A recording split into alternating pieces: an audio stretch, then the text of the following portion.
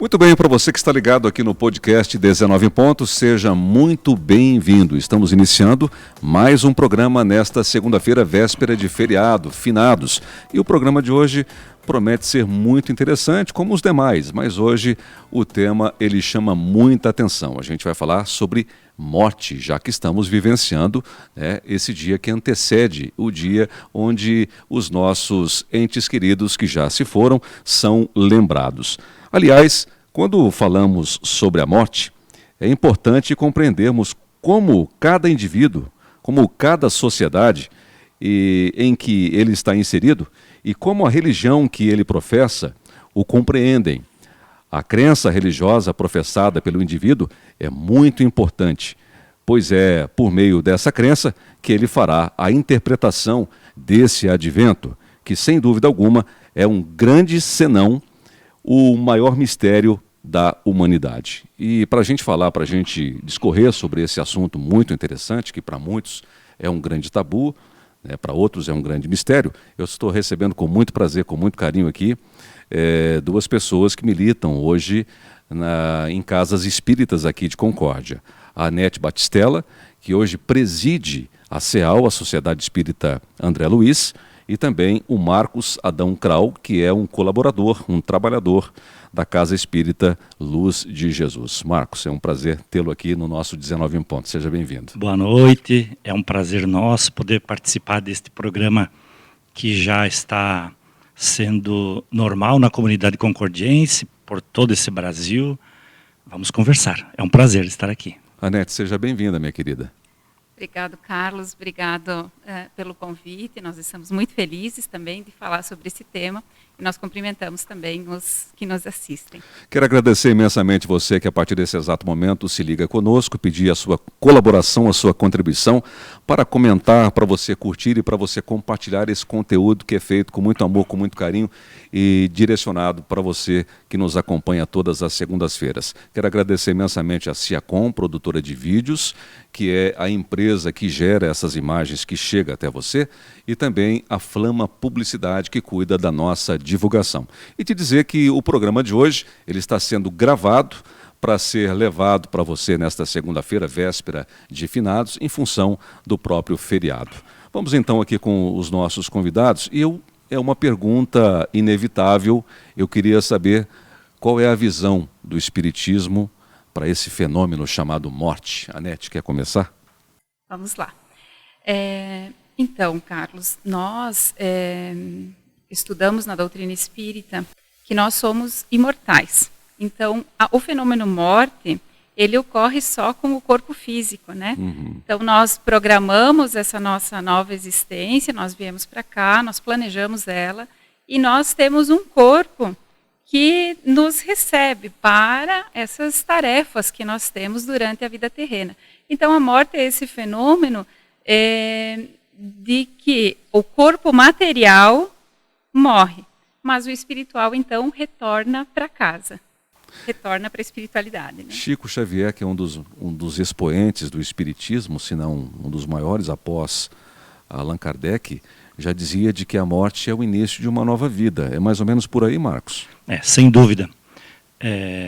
Casimiro de Abreu, ou Casimiro Cunha, ele, no livro Parnaso de Além Túmulo, né, ele escreve que todo o sofrimento, toda a tristeza no momento da morte do corpo, as pessoas nem sabem que é um recomeço, uma nova vida, o voltar para casa, para o espírito, né?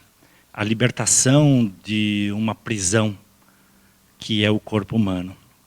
Mas só complementando o que a Anete falou, o Espiritismo nos transforma a respeito do nosso conceito sobre vidas futuras, sobre a morte, sobre o nosso porvir, né? O que pode ser uma possibilidade para o Espiritismo é uma realidade, né? Através da filosofia espírita, constante no Livro dos Espíritos, né?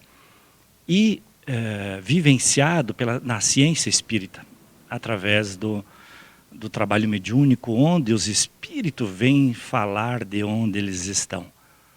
Não é a ciência humana, não é o homem que através de equipamentos, de aparelhos, que descobre como é a vida espiritual. São eles que vêm e falam, né? Muitos são transformados em livros, outros ficam no anonimato, a grande maioria fica no anonimato. Mas enfim, o Espiritismo nos alarga tudo isso, nos dá uma possibilidade de outra visão. Qual que é o significado para vocês dois, da visão espírita, da morte? Contextualizando para o espírita, o que é a morte? Qual que é o significado da morte, Anete, na sua concepção? Então, uma coisa, o Espiritismo vê a morte como essa passagem, como esse retorno para casa, né?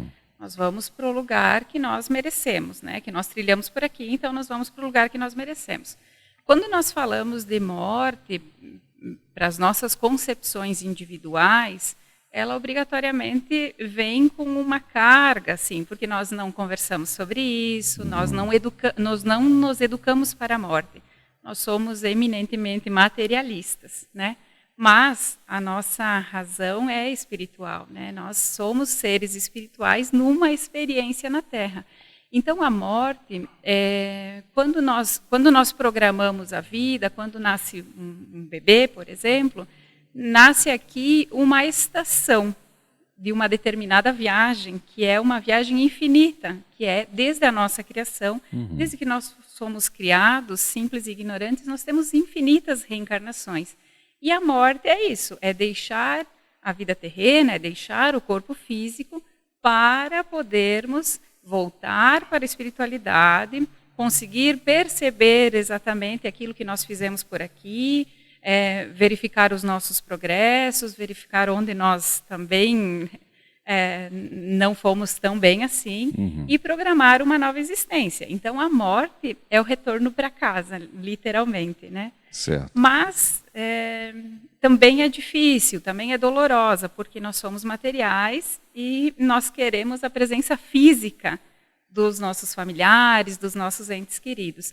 Então, quando nós falamos de morte, se nós não pensarmos na doutrina espírita, nós pensamos em sofrimento, em final de tudo, né, no fim do mundo, então morreu, acabou. E é uma pena, né, porque mesmo com o conhecimento espírita, quando parte um ente querido, nós sentimos muito. Mas nós temos a certeza de que ele vai continuar vivo em outro lugar. Imagina, né, quem a gente respeita muito, mas que não tem esse entendimento, o quão sofrido é você achar que perdeu alguém. Você achar que nunca mais vai encontrar. Eu acho que é o sentimento de perda, né? Exatamente. Que mais complica, não é, Marcos? Só que, na verdade, é em função do pensamento materialista, né? Porque a gente só perde o corpo físico, que volta a ser pó, né? E o espírito retorna para casa e está vivo, de pé, com certeza. E a saudade é uma dor que geme nos dois lados da vida. A gente sente saudades, né, de quem se foi, e quem se foi também sente saudades da gente. E também quer nos ver, e também, depois de adquirir méritos, vem nos ver. Embora que muitas vezes a gente não vê eles nos enxergando, né? Mas é necessário colocar um pouco aí, que um pouco antes do nascimento, do renascimento, existe o planejamento reencarnatório, que é quando então são definidas as regras básicas da vida, né? E de tantas as coisas que são planejadas, uma delas é o tempo da existência futura que está se aproximando. Então, o Carlos Ferrari recebeu uma energia para mais ou menos X anos. Alguns recebem 9 meses, 2 anos, 10 anos, 20, 50. Alguns minutos. Alguns minutos. E quando chega nesse momento, a morte acontece. Seja através de uma doença, seja através de um acidente, de um problema cardíaco, né? O universo, ele precisa fazer voltar. As pessoas já nascem predestinadas, já com o seu destino, na visão espírita, com o seu destino já marcado ou não, Marcos? Não é bem assim. Não, né? Não é bem assim. São planejados. Até porque tem o livre-arbítrio. Exato. São Existe planejadas regras básicas, né? Uhum. Por exemplo, o Carlos Ferrari trabalha a vida inteira na comunicação, né? Não foi planejado que o Carlos Ferrari trabalharia em rádio ou televisão. Uhum. Ele trabalharia nessa parte comunicação, essa parte social, e depois o Carlos tem um livre-arbítrio para se encaminhar, né? Além do tempo, que culmina então com a morte do corpo e o retorno, como missão cumprida, adequadamente ou nem tanto, né? Mas a vida continua, a vida segue. Como é que o Espiritismo trabalha esse rito de passagem? No meu entendimento, vocês entendem, né, de que a morte é uma transformação, ela não é finita, né? É uma transformação e nada, ela não chega ao seu fim, ela sempre tem uma continuidade. Mas o rito de passagem, como é que o Espiritismo trabalha? Porque outras religiões e outras pessoas que professam outros tipos de fé, e de outros tipos de religião, sentem o luto, fazem o velório, fazem o enterro, é todo aquele clima muito triste. Como é que é a visão espírita? Como é que vocês lidam com isso, Anete? Então, Carlos, nós temos nós normalmente fizemos, sim, as encomendações, fizemos uma prece, fizemos o sepultamento, e junto com isso, tem todos os momentos de luto também, para todos os familiares, inclusive para quem é espírita, né? A morte também arrebata os nossos corações. Claro. Né? E não raras vezes a gente vê muitos espíritas em muito sofrimento em relação à morte de um ente querido. Certo. Então, normalmente é feita uma espécie de velório e se faz uma prece, se faz uma oração, se faz uma fala por aquele espírito para ser recebido no plano espiritual, também para dar força para os familiares, para os amigos que ficaram, e em seguida o sepultamento do corpo físico. Sempre respeitando, assim, com muita dor, né? Porque é um momento de despedida. Então, nessa encarnação, quando um ente querido de qualquer um de nós parte, o momento da morte é esse momento de despedida do corpo físico. Podemos dizer que pelo grau de conhecimento e de estudo que vocês têm, porque a gente sabe que vocês se aprofundam muito nesse tema, a diferença dessas crenças é de que no Espiritismo a dose de sofrimento ela é um pouco menor, um pouco mais arrefecida, Marcos, ou não? Teoricamente deveria ser por conta do conhecimento que a doutrina espírita nos traz. Exato. É claro que o luto e o choro, isso é normal, faz parte da fisiologia humana, né? Mas o que o Espiritismo pede com muita ênfase é quanto ao desespero, né? Minha vida não tem mais graça sem aquela pessoa. Eu deveria ter ido antes e não ele. Esse desespero faz com que o nosso querido fique retido muitas vezes. Existem muitos casos disso que os espíritos mesmo vêm falar pedindo uma mudança de comportamento da família.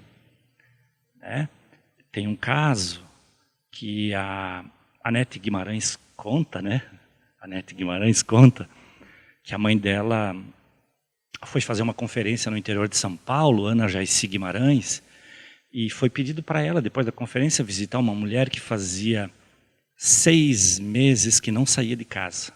E essa mulher era muito ligada a serviços comunitários, estava sempre na rua ajudando um e outro. A vida bem ativa. Bem ativa. E o filho dela, fazia 6 meses, havia morrido num acidente de moto a 2 quarteirões da casa dela. E ela foi a primeira a chegar. Então ela plasmou na mente dela, tatuou no cérebro a imagem do filho ensanguentado, o carro, a moto caída. E por todos os segundos desses 6 meses, ela pensou naquilo. Quando a Ana Jaici Guimarães entrou na casa, ela tem mediunidade de evidência, ela viu o jovem se aproximar e dizer para ela: Diz para minha mãe me liberar, diz para me libertar. Eu achava que ela me amava. Eu não podia dormir sem passar no quarto dela, dar um beijo. Ela dizia, durma bem, meu filho, eu te amo. Eu não podia sair de manhã de casa sem que ela me dissesse, bom trabalho, meu filho, eu te amo. E, no entanto, ela está me retendo aqui pelos pensamentos dela. Fala para ela me libertar. É difícil esse desapego, né, Marcos? Então, a gente precisa ter essa consciência e, nesse momento, quando fica difícil, a gente se colocar no lugar da pessoa que foi. Então, eu vou me colocar no lugar daquele meu pai que foi antes que eu. Se eu estivesse lá no mundo espiritual e ele aqui, como eu gostaria que ele estivesse? Não, eu gostaria que ele estivesse bem, seguindo a vida normal. É isso. É isso. A lembrança é para toda a existência. O amor não morre com a morte.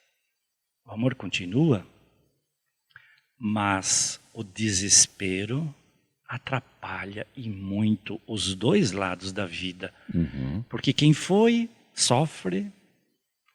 Quem fica, vai para um psiquiatra, muitas vezes. Então o sofrimento desnecessário, embora respeitável, pelo sentimento de cada pessoa, mas esse excesso de sofrimento é desnecessário. O normal, tudo certo, né? O choro, a saudade, não há o que se fazer, né? A convivência, o amor que se tem não é esquecido assim, né? Não é esquecido. Mas o desespero é ruim nos dois lados da vida. Lembrando mais uma vez que nós estamos hoje recebendo aqui o Marcos Adão Krau, empresário do ramo da contabilidade, porém um grande estudioso do espiritismo. Ele é um colaborador da Casa Espírita Luz de Jesus, e eu recebo também a Anete Batistella, que ainda preside, né? É também uma trabalhadora da SEAL, a Sociedade Espírita André Luiz, aqui de Concórdia também, e a gente está falando hoje na véspera de finados sobre este fenômeno chamado morte, né? Que muitos a compreendem, outros nem tanto, e é por isso que nós resolvemos aqui evidenciar esse assunto tão importante e que é um tabu para muitas pessoas. O nosso objetivo aqui, o nosso desejo de forma alguma é dizer de que nós temos uma verdade suprema, até porque nós respeitamos todos os pensamentos, as linhas de pensamento, né? Aliás, queria fazer uma pergunta para vocês. Para os céticos, as pessoas que estão nos assistindo a gente, e que é muito natural, é muito normal, a gente encara isso. Eu falei agora há pouco do respeito, eu acho que essa é uma palavra fantástica para a gente colocar num ambiente como esse. É preciso se respeitar, né, todas as linhas de pensamento. Marcos e Anete, e outra, vocês também não têm aqui a responsabilidade de provar nada, que nós estamos num bate-papo, num podcast. Como as pessoas que não têm esse conhecimento que vocês têm possam chegar num nível de conhecimento e de acreditar naquilo que vocês defendem, numa vida pós-morte, né? Em tudo que foi dito até o presente momento. Como é que vocês podem mensurar isso e passar essa mensagem para quem está nos assistindo, Marcos? A doutrina espírita, muito antes dela ser mais uma religião, ela é uma filosofia e ela é uma ciência. E no livro dos Espíritos, né, contém toda a filosofia espírita, onde é falado sobre centenas de assuntos, inclusive sobre a morte. E é uma fonte de pesquisa maravilhosa para todos que querem, mesmo não sendo espíritas, querem buscar um conhecimento, preservando a sua religião, que é justo, né? Então, a busca pelo livro dos Espíritos e obras espíritas, como, por exemplo, a série Nosso Lar, de André Luiz, toda essa série Nosso Lar, ela nos mostra todo o mundo espiritual, toda a relação da matéria com o mundo espiritual, a questão da vida, da morte, das reencarnações. Está tudo contido nos livros da série Nosso Lar, de André Luiz, para Chico Xavier.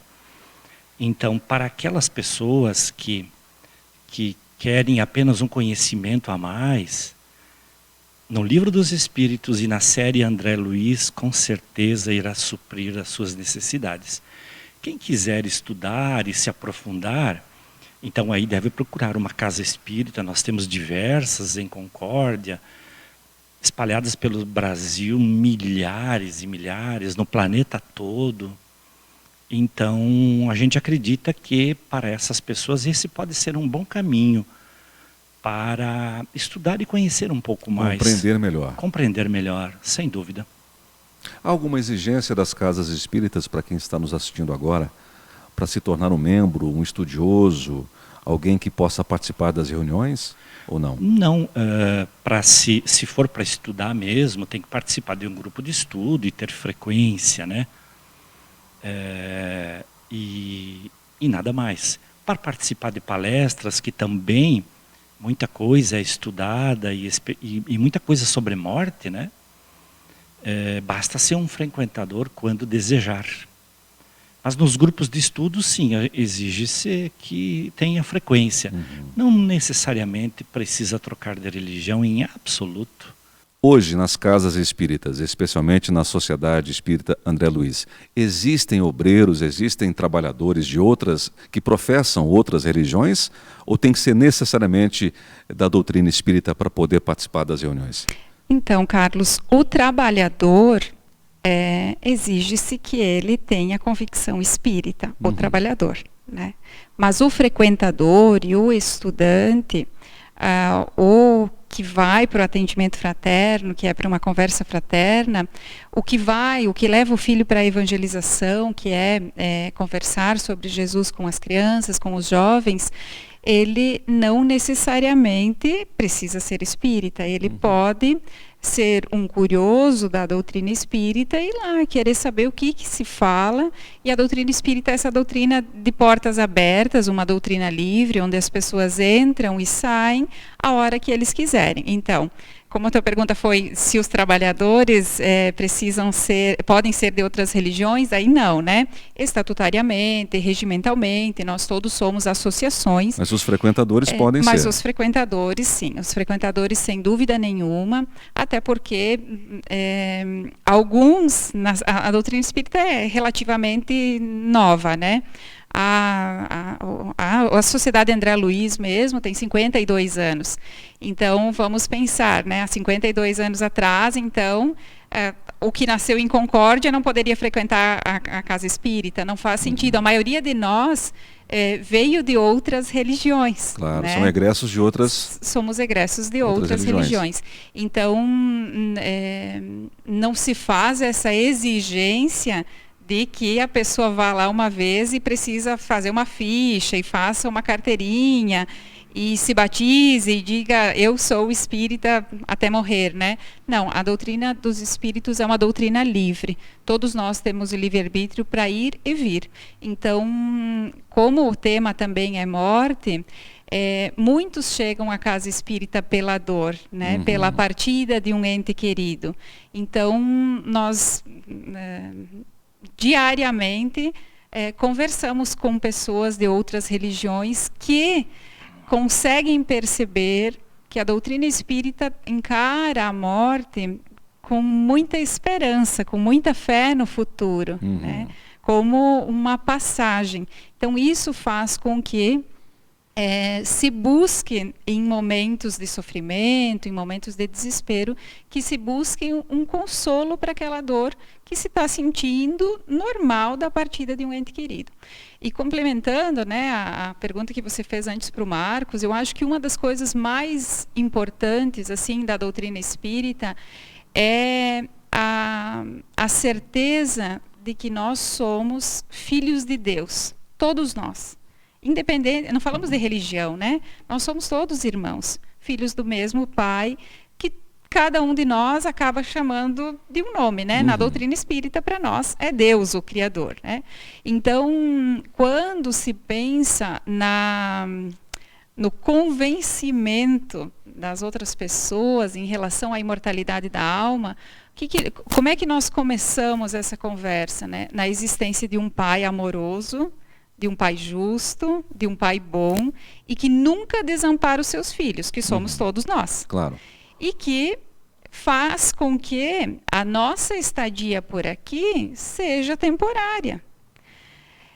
Quando nós analisarmos, porque a doutrina espírita é isso, é uma fé raciocinada, então, não é coisa de outro mundo, certo. Embora seja, né? Certo, embora seja vindo dos espíritos, ela é uma fé raciocinada. Então, nós temos nos grupos de estudo a possibilidade de nós conversarmos, a possibilidade de nós dizermos, olha, essa resposta eu não consigo compreender, ou eu particularmente discordo, né? Porque isso também existe. Então, quando nós pensamos no fenômeno da morte, pensamos na reencarnação, que era a pergunta que você fez, nós pensamos sempre nisso, na existência de um Deus amoroso, misericordioso, que está de mãos estendidas para que nós, seus filhos, avancemos no progresso. Claro. O objetivo de nós estarmos aqui é progredir, é nos melhorar. Então, um pai amoroso e justo daria 50 anos para uma pessoa só na vida? Uma única oportunidade? Para a gente refletir, né? Claro. Para os nossos ouvintes, para que possamos refletir. Ou, em caso dos desencarnes prematuros, das crianças, dos abortos, da juventude, no caso daqueles que morrem por um acidente, essas coisas que machucam muito, assim, essa morte meio que imediata, né? Então, qual seria o sentido? Então, Deus não seria bom e justo se Ele só nos desse essa existência? Certo. Então, por aí, para começar esse raciocínio, e obviamente depois tudo que o Marcos falou, né? Ou depois, ou antes, enfim, como queira, mas no sentido de que essas respostas para essas indagações estão então, nas obras básicas da doutrina espírita e essa série também da vida no mundo espiritual do André Luiz, que é maravilhosa. Então, pensar nisso, né? Deus é justo, Deus é bom e nos está dando essa oportunidade. Será que Ele faria a morte o fim de tudo? Porque nós nos perguntamos assim, se eu faço as coisas como a regra diz e o vizinho não faz, se a gente morrer, acabou, então qual o mérito, né, da existência? Então, certo. Essas são pequenas reflexões para que nós possamos começar a pensar na morte de uma forma mais natural possível. Um pouco mais leve. Muito mais leve, muito mais leve. Então, a doutrina espírita consegue fazer isso com a gente, sabe? Embora doa, embora nós sofremos, nós temos a convicção de que aquele momento era o momento mais apropriado para o retorno do nosso familiar. Certo. Ô Marcos, se por um lado, como disse a Nete, o Espiritismo ela é uma linha assim, mais aberta, mais acolhedora, mais democrática, digamos assim. Por outro lado, existem outras religiões mais dogmáticas que não aceitam, por exemplo, o que você acabou dizendo, de que o Espiritismo ele acolhe pessoas de outras religiões. Já tem outras religiões que não aceitam esse tipo de situação. Por que isso acontece na sua concepção? Olha, uma espécie de reserva de mercado, entendeu? Ou você é do meu lado ou você está fora. Olha, é uma resposta difícil, mas eu tive a oportunidade de ouvir o Haroldo falando um dia sobre as pessoas e as suas religiões, né? E o Haroldo Dutra Dias, né? Um orador espírita, e ele teve a oportunidade de dizer que cada um de nós está na religião que precisa para esse momento, sem que uma ou outra possa ser melhor. Chico já dizia que a melhor religião é aquela que te faz bem, né? Exatamente. Então, se hoje eu estou no Espiritismo, é porque eu preciso aprender a mensagem do Espiritismo. Se ontem eu estava no catolicismo, eu precisei disso. E assim por diante. Então, as mensagens de cada religião também são para aquele momento dos seus seguidores. Certo. Né? Então, o Espiritismo respeita demais a todas as religiões. E ele consegue andar de mãos dadas com todas, independente se eventualmente uma ou outra não aceita, né? Ou seja, não havendo essa reciprocidade, o problema não é do espiritismo, né? Exatamente. Então, é uma resposta difícil para passar para quem está assistindo, mas eu acho que o ensinamento do Haroldo Dutra Dias ele é importante, né? Cada um está aonde precisa estar nesse momento. E aquilo que é dado para os seus membros, por cada religião, é em função daquilo que aqueles membros precisam naquele momento. Na opinião de vocês, ainda há um certo preconceito para com o espiritismo, Anete? Na verdade, nós temos preconceito com tudo aquilo que nós não conhecemos, né? O desconhecido, né? O desconhecido, aquele ignorado ainda pela nossa consciência, né? Então, assim, em Concórdia, nós não sentimos isso muito, né? As nossas casas espíritas, as nossas que eu digo, as que a gente frequenta, né? Porque Sim. a casa espírita não tem um dono.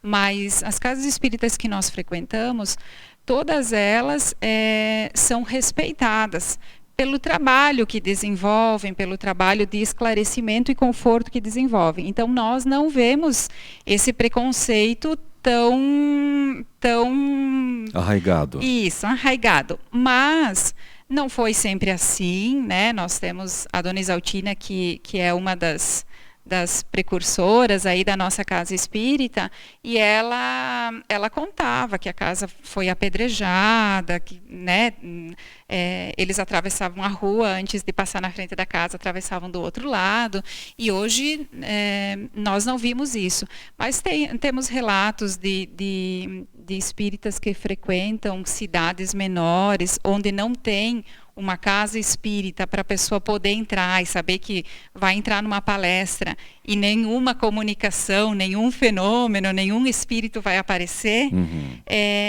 que as pessoas têm mais preconceito, que eu acho que muito é do desconhecido e o outro é do medo. Né? Porque quando nós falamos de espíritos, né, muitas vezes, não raras vezes, as pessoas pensam em fantasma. Pensam em fantasmas. E aí a gente tem que pensar que hoje nós estamos reencarnados, eu há 58 anos. Mas há 60, 65, 70 anos atrás, eu era um espírito no mundo espiritual, que visitei queridos na Terra, né, pessoas que eu amava naquele momento lá, né, pois sentia saudades também, e eventualmente algum pode ter percebido um vulto, alguma coisa, uma sensação, um sentimento, e disse, aí tem uma alma penada, e vamos achar um jeito de... né?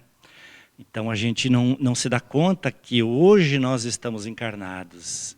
Ontem nós éramos um desses espíritos que hoje muitos têm medo, né? Pode ser.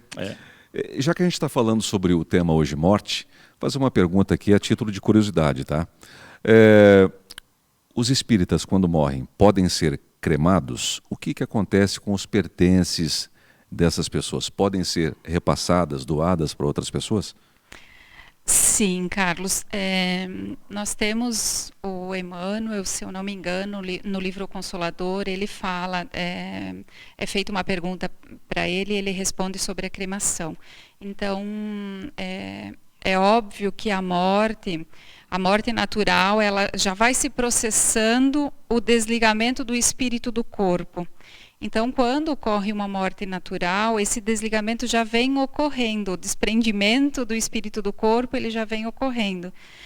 Mas, para o espírito que vai partir, também às vezes é difícil, né? Porque ele olha para trás e pensa, meu Deus, né? Já está na minha hora, eu preciso voltar, e será que eu fiz tudo? Porque na nossa consciência, nós temos as leis morais bem claras, mas às vezes a gente não presta atenção nelas, né? Então, quando nós nos desligamos, ocorrem relatos de que muitas vezes o espírito ainda fica ali, ele permanece apegado ao corpo, né? A carne, como se diz. Isso, assistindo às vezes esses atos de encomendação e tal. E que o recomendado, então, seria para cremação 72 horas, se eu não estou enganada, né? 72 horas. Ou aguardar os 72 horas para ter certeza absoluta que o espírito também não vai sofrer, né? Não vai sentir o ato Os da efeitos. cremação. E também, então, pode ser cremado e, obviamente, os seus pertences podem, e nós até achamos válido que seja, na medida do possível, sejam doados, sejam partilhados entre as pessoas que efetivamente têm a ver com aqueles pertences, né? Então, é curioso, assim, quando acontece com a gente, nós vamos perceber o quê? Que são fases, assim, se desencarna uma pessoa idosa, às vezes o desapego com aquelas coisas é mais fácil. Certo. Né? Então a gente organiza ali, vai organizando, doa. Agora, se desencarna alguém por acidente, ou às vezes um filho querido, uma criança, a gente percebe o apego, né? Nós temos N casos, eu tenho N amigos e provavelmente vocês também, né? Provavelmente quem esteja nos assistindo ainda não tenha tido coragem, às vezes, de mexer lá no armário. Como se aquelas roupas fossem essa ligação, assim, né? Essa coisa material daquilo que ficou. Então, na medida do possível, a importância de se doar esses pertences para pessoas que não têm, para pessoas que vão utilizar, para fazer isso que o Marcos falava antes, né? Esse desapego das coisas materiais. Certo. Porque, afinal, a roupa, essas coisas todas são matéria. Então não pode ter nenhuma recordação? Claro, tem um chapéu que eu quero, tem o vestido do meu casamento que era da minha mãe. A gente tem guardado, né? É normal. É uma simbologia, né? Isso. O que não dá, e às vezes a gente olha e dá muitas saudades e a gente chora, mas o que não dá é para ficar nesse sofrimento, nesse desespero, olhando para essas coisas. Então pode ser cremado. E, obviamente, na medida do tempo de cada um, que seja mobilizado essas coisas em prol daqueles que não têm. Quer complementar, Marcos? Não, apenas entrando num outro assunto, mas tem a ver, que muitas vezes quando o sofrimento é muito maior, é maior ainda, o apego às coisas materiais que sobraram, também está ligado à falta do perdão, à falta do dizer eu te amo, muitas vezes, ou de um lado ou de outro, né? E aí acaba vindo, muitas vezes vem o remorso, né? Porque achava que podia ter dito que amava. Aquela consciência pesada. Podia ter pedido perdão. E muitas vezes a gente acaba deixando e não faz, né? Então, e aí o apego se torna um pouco maior, uma forma de tentar compensar tudo aquilo, né? A visitação aos túmulos é uma forma também de apego no entendimento de vocês? Porque nós estamos agora, o programa está sendo apresentado na véspera do Dia de Finados, né? Que é o momento em que as pessoas visitam os seus entes queridos na última morada. Vocês também acham que isso é uma forma de apego, Marcos? Olha só, tem muitas pessoas que dizem, mas eu só gosto de ir lá levar uma flor, né? É um sentimento inocente, né? Outros não, outros acabam indo lá, se debruçando sobre o túmulo, se desesperando, né? Então, o Raul Teixeira, um orador espírita, ele falou que não há nenhum problema em ir no túmulo, ir no cemitério, levar flores, fazer as orações por aqueles queridos que já foram, né?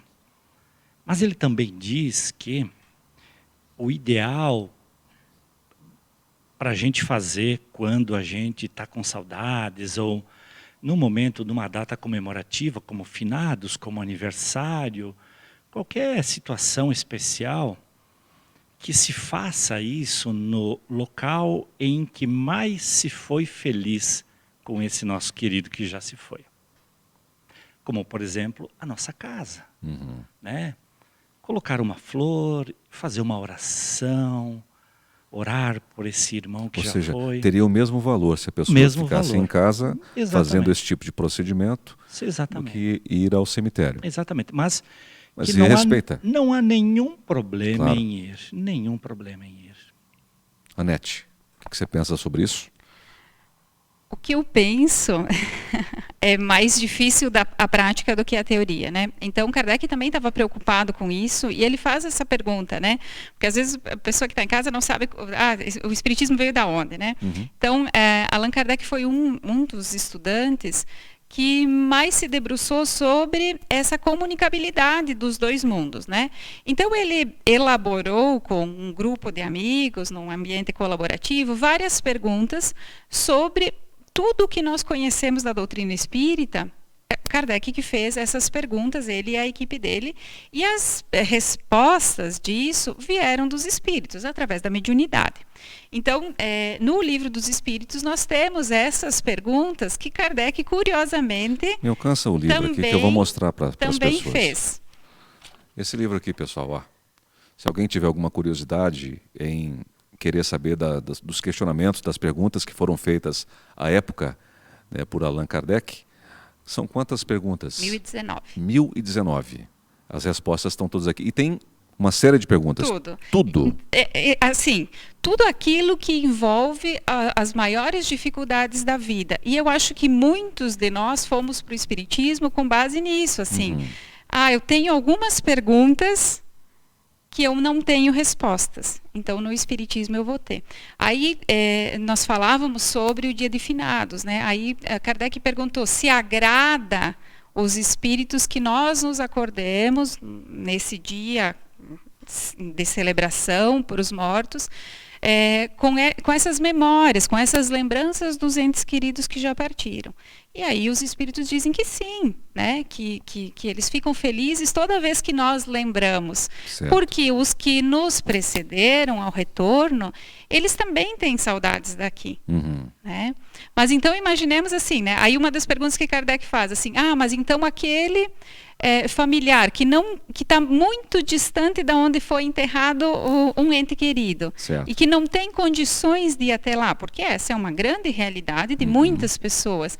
Como é que faz? Então vai se sentir culpado? Porque as porque pessoas não... ainda têm essa percepção da ligação física, né? Exatamente. Geograficamente falando, né? Isso. Então, nós voltamos para isso que o Marcos falava, assim, dessa prece que é muito importante para, né, esse relembrar, essas memórias afetivas de muita alegria fazem muito mais bem, tanto para nós que ainda estamos aqui, como para aqueles que já foram. Então, quem é espírita e que costuma... Assim, nós conhecemos muitos espíritas que vão para os cemitérios e está tudo bem, não tem problema. O espiritismo não proíbe, assim, não, então, porque eles continuam vivos, não precisamos ir no túmulo. Não é isso, o espiritismo não proíbe nada, né? Nós temos o livre-arbítrio. Particularmente, eu...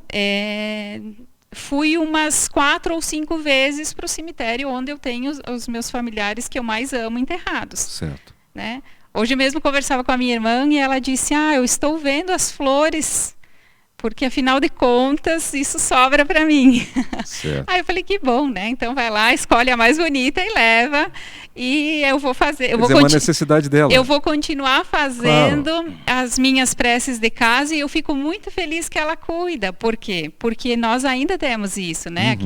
Aquele recanto que está acolhendo os restos, né, do corpo físico, claro, que nos possibilitou a reencarnação.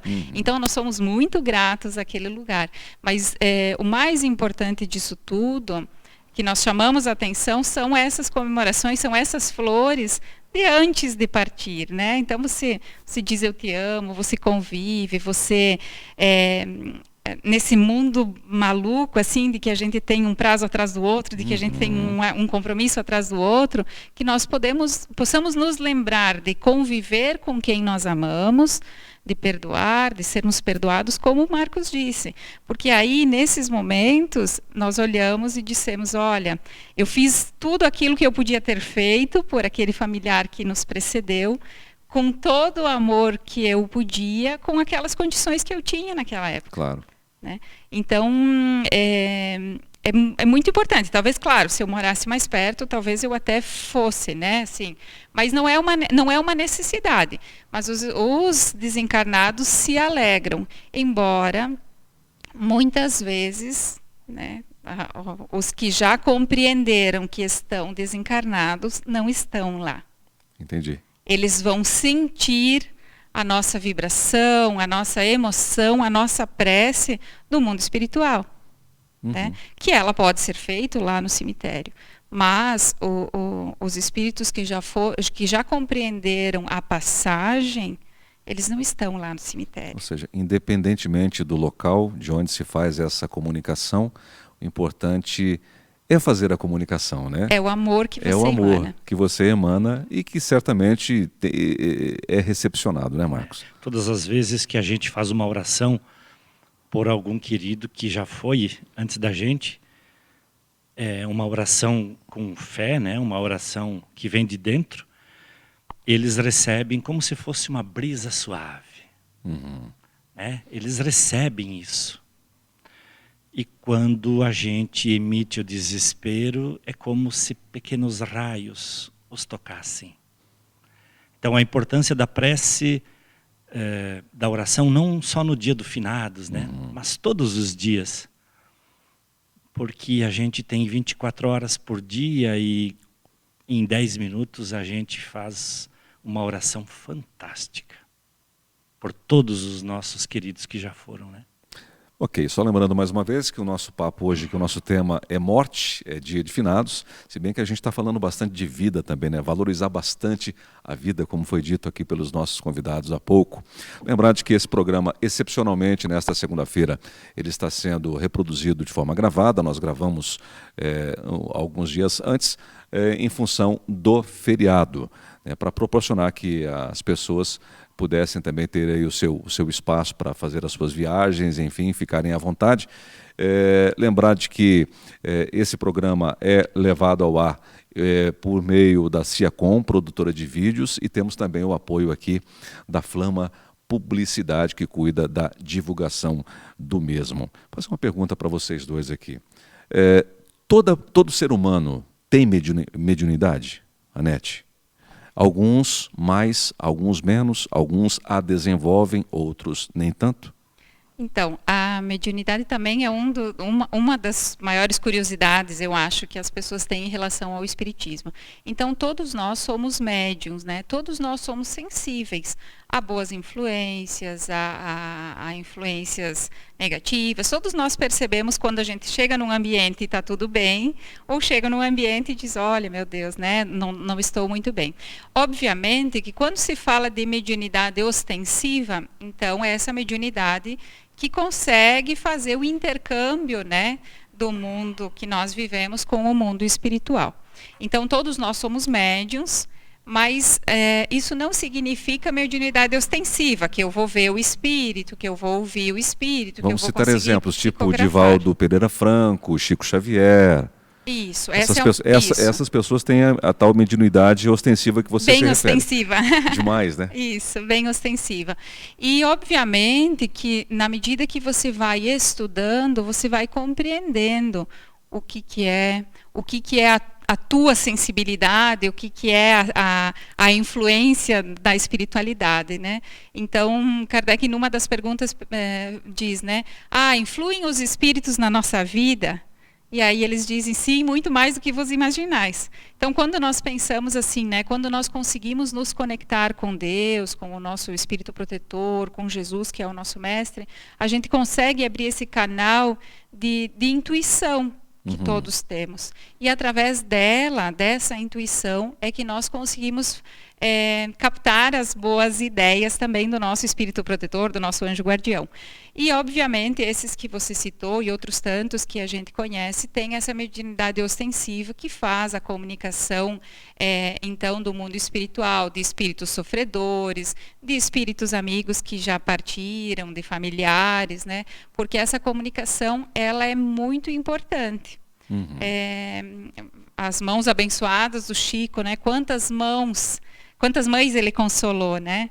Então, a mediunidade, Até desculpa interromper o teu raciocínio, até sugerir para que as pessoas que estão nos assistindo possam assistir As Mães de Chico Xavier, né? Verdade. É um filme fabuloso, né? Verdade. Maravilhoso. Não há como não se emocionar assistindo esse filme. É verdade. Ele é um filme muito bonito, né? E ele retrata, então, muito dessa sensibilidade que o Chico tinha. E mais recentemente, a gente tem o filme do Divaldo Franco também, que também retrata a mediunidade dele, para quem quer saber, assim. E não é nada, né, para nós, para quem está em casa, assim, vou ficar com medo. Não, a mediunidade é uma conversa como nós que estamos aqui, né? É um dom. Ele é... Pode-se dizer que é um dom, Marcos? Uma missão, uma tarefa. Eu acho que cabe melhor essa... O Divaldo diz que ninguém pediu para ser médium. Ele diz que todos os médiuns que vieram imploraram de joelhos para ser médiuns, por conta de débitos do passado, de problemas que, a serviço do Cristo na mediunidade, eles conseguem créditos para pagar os seus débitos, uma parte, né? Então... Isso contabiliza para o processo evolutivo de cada um. Exatamente. Ser bem desempenhado, né? A diferença que existe, né? Débitos e créditos. Pode ser que diminui um pouquinho a diferença, né? Se bem desempenhado. Onde é que está o grau de mediunidade do Marcos Krau nessa escala que foi dita aí pela NET? Ostensivo ou não? Bem pequenininho. Ostensivo, mas assim, bem pequenininho. É. Só mesmo no trabalho e nada mais. Mas vocês já tiveram a oportunidade de ir nas reuniões mediúnicas, nas reuniões das casas espíritas, presenciar algum fenômeno assim sobrenatural para aquelas pessoas que estão nos assistindo ou não, Marcos? Não. Não, né? Não. Alguma materialização do espírito? Na época de Chico, sim. Mas não tenho conhecimento. O Frutuoso, lá no Rio de Janeiro, ele trabalha, eles lá no centro espírita deles, que eles trabalham com saúde, com cura, tem muita materialização necessária para o trabalho. Mas o normal não é isso, não. O normal é o simples, aquilo que é necessário para que o espírito possa se comunicar. E o grande trabalho mesmo é do dialogador, né? É o dialogador que faz o trabalho. E as mensagens que são psicografadas, isso acontece também? Acontece. Mas é tudo envolvendo o trabalho, e é a necessidade da equipe espiritual para alguma coisa. Não na curiosidade. Não assim você me dizer, Marcos ou Anete, veja lá se não é possível trazer uma comunicação do meu bisavô. Entendi. Não é assim que funciona. Não parte de você, daqui. Toca de lá para cá. O telefone toca de lá para cá. Então, se no trabalho for necessário, se for útil, se for importante, sob os critérios da espiritualidade, não da gente. A gente ainda é muito material, a gente é material. Então, nossos desejos são nessa linha do materialismo, né? Porém, a espiritualidade sabe se pode vir ou se não pode vir, né? É isso. Muito bem. Lembrar mais uma vez que nós estamos aqui com você no programa de hoje, o 19 em Ponto. Pedir para que você possa compartilhar os nossos conteúdos, possa comentar também, curtir. Hoje, excepcionalmente, o programa é gravado, mas isso não quer dizer que você não possa participar aí com seus comentários, dar o seu joinha também, né? Fazer com que nós tenhamos aí um bom engajamento nesses programas para que ele possa se manter por muito e muito tempo e cada vez mais abordando assuntos importantes, como é o caso de hoje. Gente, eu gostaria de ficar com vocês aqui por muito, muito mais tempo, porque a curiosidade aguça, né? Eu tenho certeza que nós teremos muito mais assuntos aqui para a gente abordar, para a gente discorrer, mas eu queria de antemão agradecer imensamente pelo convite aceito, deixar o programa 19 em Ponto de portas abertas para que vocês possam retornar assim que possível, de repente a gente trazer mais pessoas para que a gente possa ter um grau ainda maior de entendimento sobre esse tema que ele é bastante meticuloso, né, bastante interessante e que aguça realmente a curiosidade das pessoas.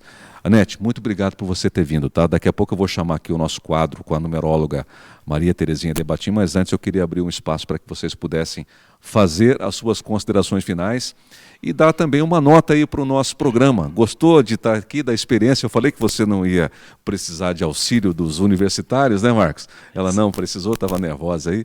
Gostou, Anete, do nosso bate-papo, do programa? Carlos, é uma alegria, né, conviver com você. Então, eu agradeço essa oportunidade em nome da Sociedade Espírita André Luiz, né? Como eu falava para você, poderia ter vindo qualquer um dos nossos para esse bate-papo, porque, afinal de contas, falar sobre isso, falar sobre o fenômeno da morte, nos alegra, especialmente para aqueles que não conhecem a casa espírita, que às vezes têm algum receio de frequentar, né? Então, que não sofra com isso, né? Que fique tranquilo que não vai ver lá nenhum fenômeno de outro mundo, que possa conhecer. Nós temos muitos conteúdos, né, com a pandemia. Abriu muito mais essa oportunidade de exposições doutrinárias também, de modo virtual. Então, sobre esse tema, né, nós agradecemos, gostamos. Eu trouxe os livros porque eu estou aqui hoje para falar do Espiritismo, claro, né? E quem fala melhor do Espiritismo são os espíritos que ditaram aí a nossa filosofia, a nossa religião, a nossa ciência, né? Mas é uma alegria muito grande, é sempre uma responsabilidade poder falar dessa doutrina que é muito consoladora para os nossos corações, né?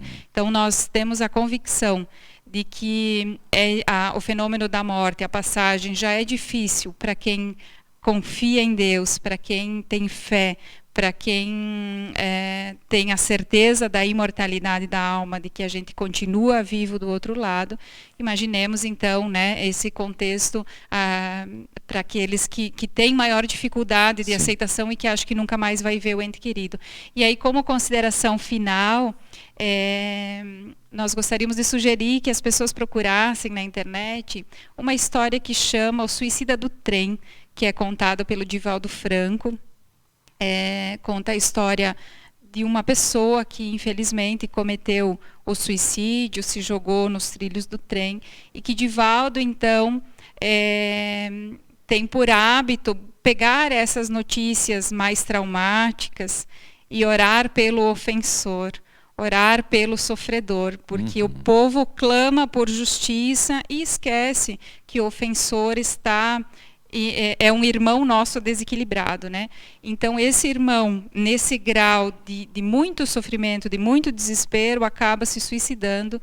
E o Divaldo, então, tem esse caderno, né, que ele anota, então, esses casos, esses nomes, e devota a esse espírito muitas preces, né? Nas longas madrugadas, ele devota muitas preces, inclusive para esse suicida do trem, que ele intitula assim. E certa vez, Divaldo estava sofrendo um processo obsessivo, estava triste por N motivos, e quem aparece para ele é esse espírito do suicida do trem. E ele diz: olha, Divaldo, você não pode chorar, e você não pode desanimar, e não pode desistir. Aí o Divaldo diz: quem é tu, né? Te conheço? E aí ele diz: sim, eu sou o suicida do trem, e eu só não sinto o trem passando por mim e todas as dores daquele momento nos minutos que você ora por mim. Que bacana. Então, é uma história muito bonita, contada pelo Divaldo, é muito melhor, viu, pessoal? Assistam, porque, né, ele é uma outra sumidade. É, né? É uma outra história, né? Um espírito um pouquinho em degraus acima da nossa capacidade de contação de histórias, mas que... e não só na contação de história, né, como humanista aí, que vai estar inclusive amanhã pelo Movimento Você e a Paz aqui em Concórdia, né, de modo virtual. Amanhã nós temos esse ato público. Então assistam essa história, que nós vamos perceber o quê? Que todos nós podemos fazer algo para alguém que já partiu, que é a prece, como nós já falamos, e devotar todos os melhores sentimentos durante esses dias que nós nos lembramos dos entes queridos. Então eu agradeço muito a oportunidade, agradeço a companhia do Marcos e rogamos muito sucesso aí para esse programa, que é a tua cara e que você merece todo o sucesso do mundo. Assim seja. Agradeço demais aí a sua presença aqui conosco, que trouxe muito mais luz, também muito mais brilho, né, para o nosso encontro de hoje. Ô Krau, obrigado aí por você ter vindo também, tá? Obrigado por você ter aceito o nosso convite também e ter trazido a sua experiência, a sua expertise do Espiritismo, dessa sua vivência, e que fez do programa de hoje um programa muito melhor. Maravilha, muito obrigado. A nota para o programa é nota 10, né? Passou em 5 minutos, né? A gente nem viu, né? Passou muito rápido. Eu já acompanho teus programas todos e são programas extraordinários, de muito conteúdo. E também a Casa Espírita A Luz de Jesus também agradece a oportunidade de estar aqui, uma Casa Espírita nova. Somos em 12 trabalhadores, né? Começamos a nossa caminhada no Ideal Espírita no CEAL, que a gente não diz CEAL, a gente diz no André Luiz, né? No André Luiz. E aí, por outros compromissos que apareceram, nos sábados à tarde, a gente acabou tendo que parar de estudar naquela época e acabamos nos encaminhando para a Casa do Caminho e agora, então, na Luz de Jesus. E agradecemos muito, mas eu gostaria de deixar uma história que pode, talvez, não alegrar corações, mas amenizar um pouco a dor daqueles irmãos que ficam vendo um querido seu que parte, né? Porque na hora do velório, né? Naquele momento difícil lá, no momento em que normalmente se fecha o caixão, talvez é o pior momento para todas as pessoas. Fisicamente é o momento do último adeus. Do último adeus. E a gente pode imaginar que naquele local lá do velório, a gente poderia imaginar que fosse uma estação de trem. E que, como uma estação de trem, existe um trem.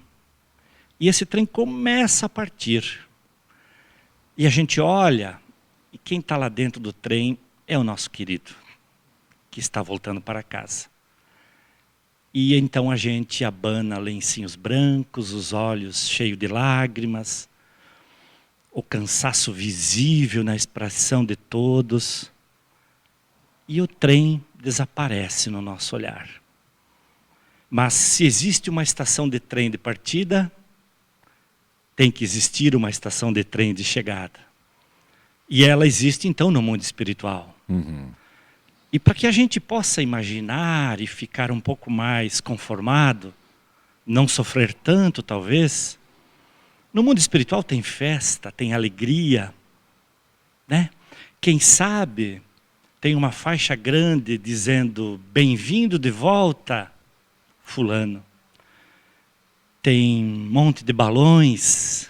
Quem sabe a mãe desse querido que está indo, a mãe, está lá. De braços abertos. Não, do ladinho, no trilho do trem, onde a porta se abrirá, com um cartaz, segurando pelas 2 mãos, escrito: por que demorou tanto, meu filho? Verdade. Né? Então, nessa estação a gente sofre, a gente chora, a gente não entende por que Deus está levando alguém prematuramente ou não. Mas lá no mundo espiritual, na estação de chegada, há alegria pelo retorno desse irmão que teve a sua jornada finda, a energia terminou, aquela energia que foi planejada no planejamento reencarnatório, e chegou a hora do retorno. Então essa mensagem para aliviar um pouco os corações de quem realmente sofre, e todos nós sofremos naquele momento da morte. Tá certo. Obrigado, Carlos Ferrari. Tudo bem.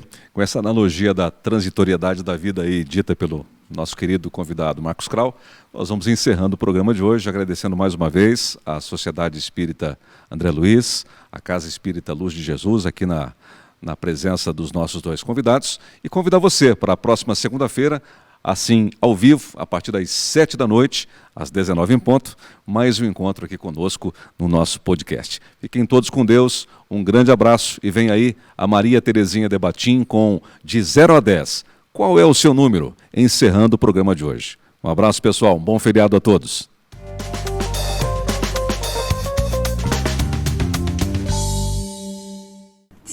Ponto, estamos de volta e hoje para falar sobre a energia dos que nasceram no dia 6, 15 e 24. Né? 6 é a casa da família, 6 é um número amoroso, por isso a palavra que normalmente integra as ações de alguém que nasceu nesse dia é agrado, né? Gosta de agradar aos seus. O 6 tem uma dependência da posição, né, do que pensa a família sobre ele. O 6 é uma pessoa amorosa, é uma pessoa do bem, né?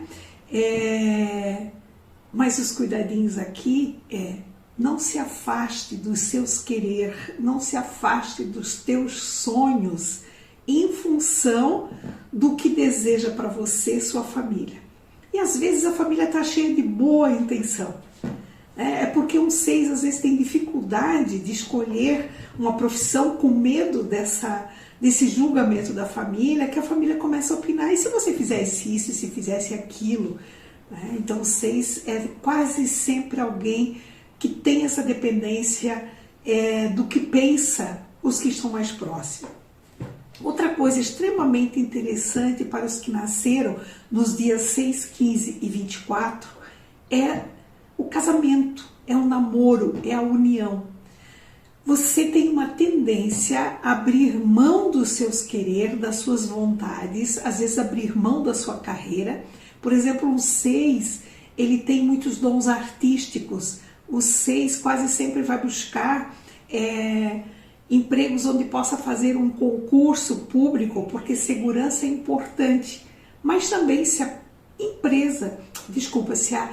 a família, né, digamos, se o marido de alguém que tem essas energias 6, 15 e 24 no nascimento, insistir para que abra mão da carreira, venha cuidar dos filhos ou venha trabalhar como cônjuge em empresas familiares, o 6 tem uma tendência a abrir mão das suas vontades, a abrir mão dos seus querer em função do agrado que ele, de bom grado, faz ao outro. O que acontece é que às vezes no final da vida, olhando para trás, vai se sentir usado, manipulado, não era bem isso que eu queria para a minha vida, tá? Quase sempre, segundo a numerologia cabalística, quase sempre os nascidos nestes dias fazem uniões kármicas, quer dizer, fazem resgates. Já vivenciamos alguma vida assim junto, tá? Se você nasceu nesse dia, então, você tem uma tendência aos extremos. Por exemplo, se você nasceu no dia 6, 15 e 24 e tem como número de ilusão no seu mapa também essas energias, você pode fazer exatamente o contrário. Postergar o tempo do casamento, postergar a maternidade e fazer exatamente aquilo que todo mundo diz para você que deveria fazer. Fazer exatamente o contrário, tá? Por quê? Porque se a gente tem nascimento nesse dia, que é a casa da ação, e a gente tem nessa mesma energia do 6 e 3, ilusão, eu posso abrir mão de amores, eu posso abrir mão e empurrar para frente data de casamento, acabar não definindo isso, com muito medo justamente de ser alguém manipulado por quem está mais perto, tá? Então 6, pense em você, Pense na coluna do meio e busque aquilo que você acredita que fará você feliz, tá? Então, nem tanto ao céu, nem tanto ao inferno, né? A coluna do meio é um bom lugar para você. Grande abraço, e no próximo encontro eu vou falar sobre os nativos do dia 7, do dia 16 e do dia 25. Até lá!